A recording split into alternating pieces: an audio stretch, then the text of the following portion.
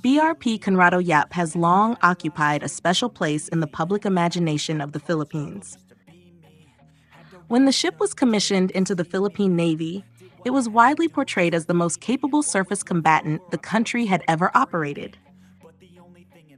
For a Navy that for decades relied mainly on lightly armed patrol vessels, the arrival of a corvette with real anti-surface and anti-submarine capabilities carried strong symbolic weight. Several years later, as tensions in the West Philippine Sea continue to intensify and the regional naval balance evolves rapidly, the central question is no longer symbolic.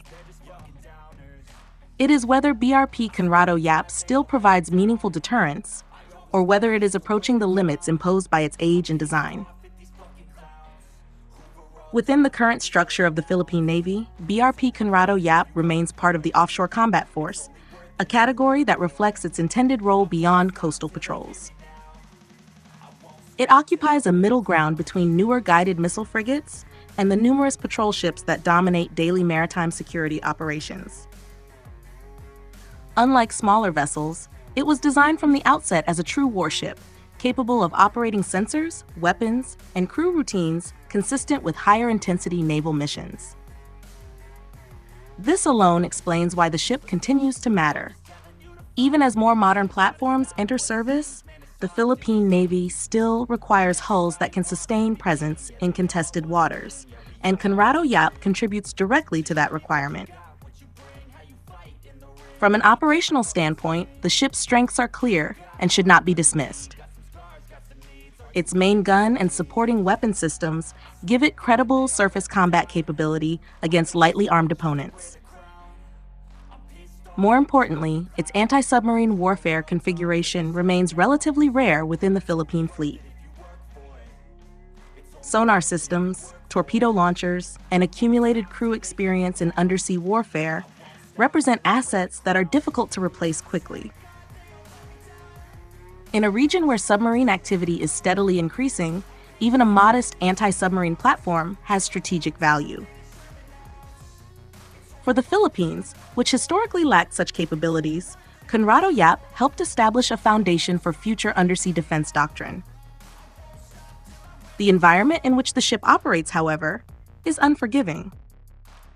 The West Philippine Sea has become one of the most complex maritime theaters in the world. Naval vessels operating there must contend not only with geographic distance and harsh weather, but also with constant surveillance, numerical imbalance, and advanced platforms deployed by other powers. In this context, deterrence is no longer measured solely by the presence of a warship. It is shaped by survivability, networking, and the ability to operate as part of a broader force structure. Conrado Yap can signal resolve, but it cannot by itself alter the strategic balance. This reality exposes the ship's limitations. Designed decades ago, its sensors and combat systems reflect the technology of an earlier era. While still functional, they lack the integration and resilience found on newer vessels. Air defense remains a particularly sensitive issue. In a modern maritime conflict, the absence of robust layered air defense significantly constrains a ship's freedom of action. This does not make Conrado Yap obsolete, but it does define the conditions under which it can be used effectively.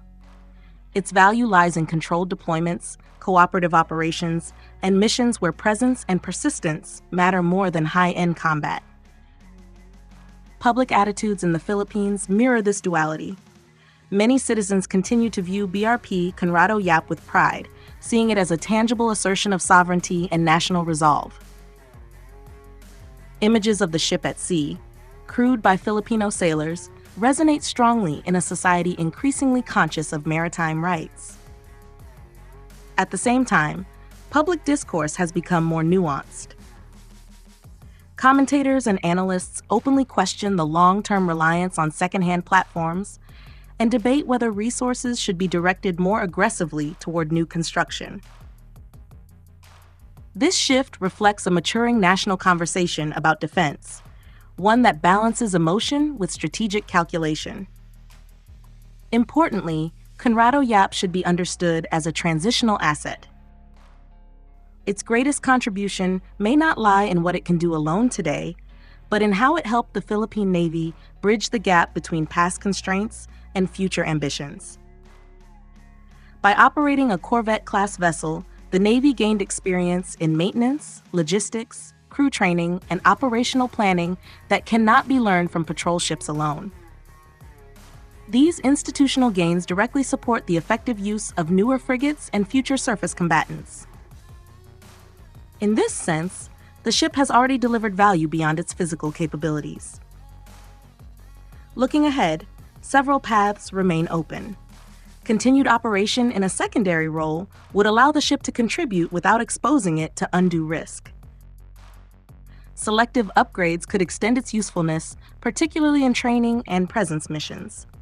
Eventually, as more advanced vessels join the fleet, a gradual drawdown would be both natural and strategically sound. What matters is not preserving the ship indefinitely, but managing its role in a way that supports broader force development.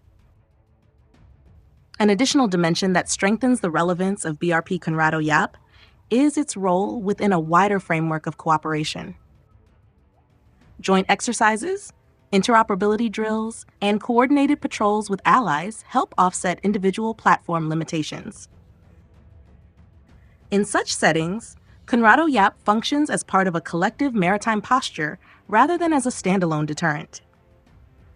This aligns with the Philippines' evolving defense strategy, which increasingly emphasizes partnerships and shared maritime awareness as force multipliers in the West Philippine Sea. The debate over BRP Conrado Yap ultimately reflects a larger truth about maritime security in the Philippines. No single ship, regardless of how capable or symbolic, can secure national waters alone. Deterrence emerges from consistency, investment, and alignment between strategy and resources. Conrado Yap represents a chapter in that story, one defined by transition rather than finality.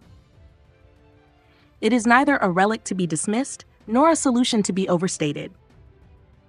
For the Philippines, the challenge in the West Philippine Sea will persist well beyond the service life of this corvette. What endures is the lesson it embodies. Credible maritime defense is built incrementally through difficult choices and sustained commitment. In that context, BRP Conrado Yap still matters, not as the future of the Navy, but as a reminder of how far it has already come and how much further it intends to go.